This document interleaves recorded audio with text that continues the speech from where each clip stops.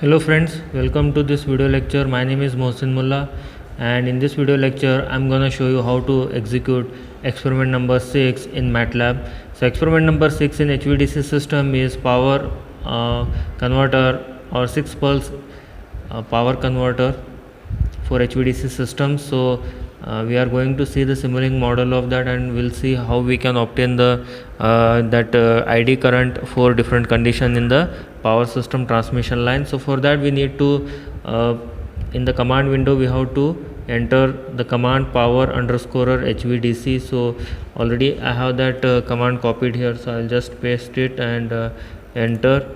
So we'll get the simulating model of the 6 pulse simple HVDC 6 pulse transmission system.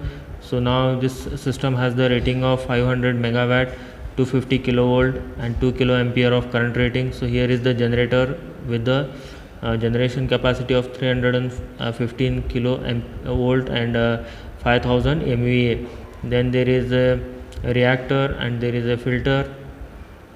Okay, so then there is a conversion of that particular voltage value from 315 kilovolt to 210 kilovolt. So now then there is a rectifier unit that will rectify the available AC voltage into a DC voltage and current, and that DC voltage and current are run through this 300 kilometer long transmission line. Okay, so let me just expand it.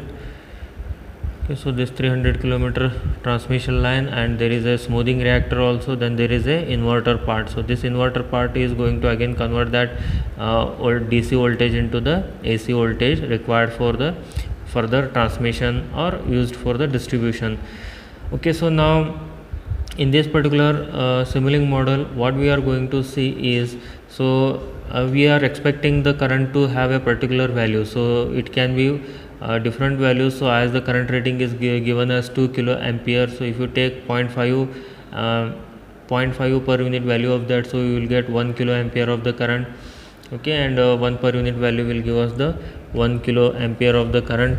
Okay, so therefore that we are going to see through this particular simulating model here. So now to do that we have here scopes connected to measure different values. So first one is the ID reference, then alpha, that is the firing angle to the converter, then there is a fault current, then second scope is for VABC to measure the voltages, to see the waveforms of phases ABC, and then currents IABC, and then there is a DC voltage value. So that we are going to see in these two scopes. Okay, so for that we have to run this particular model here. So click on the run. So now it is run. Open the scope 1. So we'll get this waveforms here. Okay, so in this waveform, so you can see one waveform is magenta color waveform. Okay, so this is the reference current that we expect the ID current to have. So first one is 0.5 per unit value, then the second one is 1 per unit value. Okay, so here it is 1 per unit values here. Okay, and then there is a alpha also indicated in the second waveform, and then there is a fault current. So the fault current is deliberately by connecting the fault that line to fault switch. So we are simulating a fault here, so that current will be measured. Okay, so now here in this waveform, so better to make it smaller only.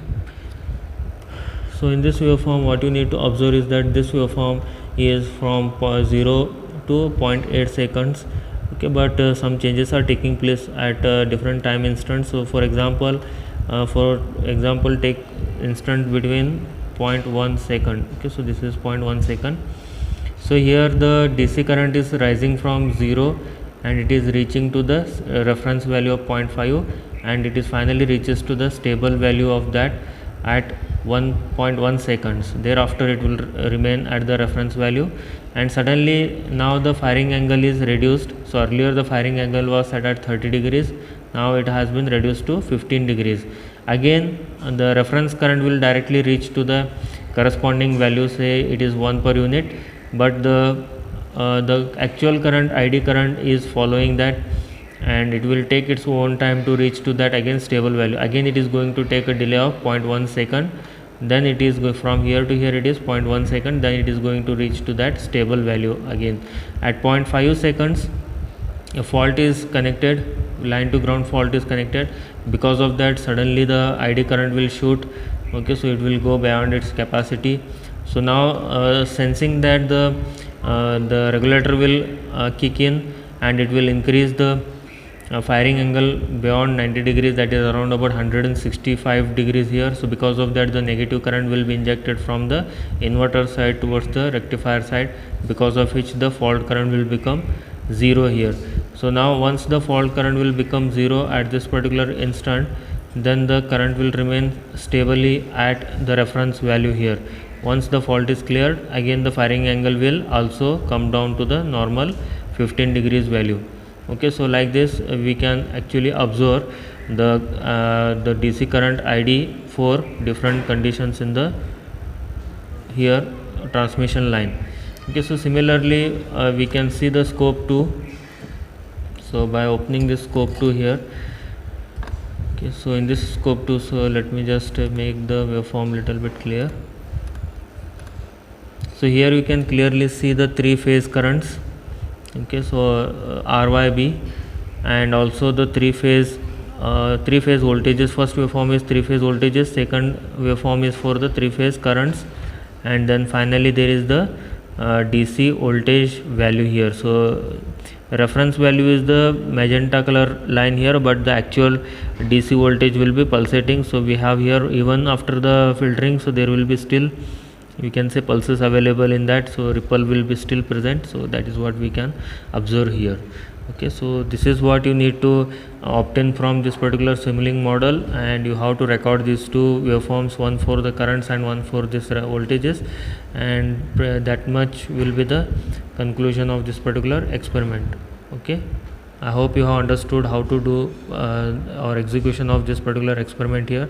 So you can try it. This is the 6th experiment in our we can say manual. So according to that manual, this will be the 6th experiment.